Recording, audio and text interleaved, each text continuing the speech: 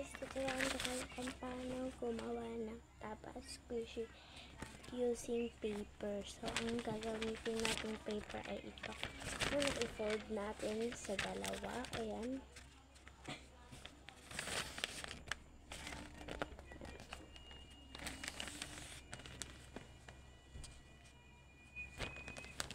Dapat pa pantay.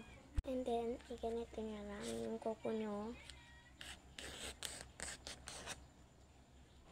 Tapos, after nyo iganon, use nyo na tape.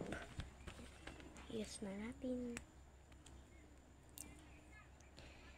So, bago natin i-use, dapat i-fold muna natin. After nyo na ma-fold na like this, yan, i-tape nyo na. Use tape na. I-tape ko lang siya.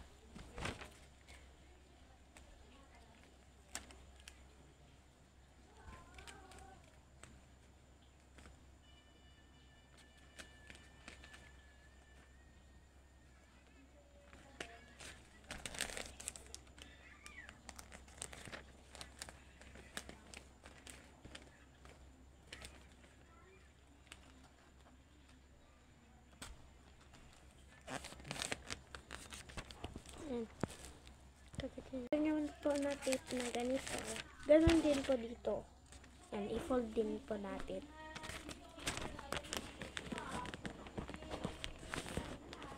Yan. After ko po ma-fold na ganito, designan nyo na po. Yan, di-designan ko na siya in 3, 2, 1. Yan, kahit ganito na lang. Ko na po siya ng bulak. Kuha lang po ako ng bulak.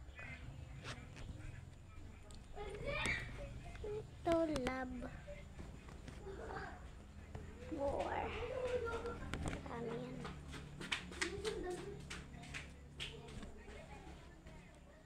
Lagyan na natin.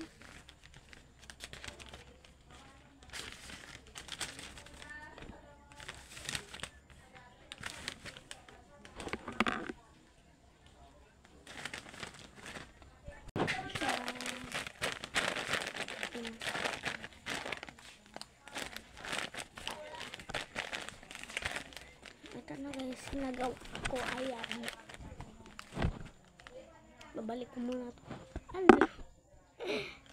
So, ito na pala yung nagawa ko guys. Ito. So, cute na.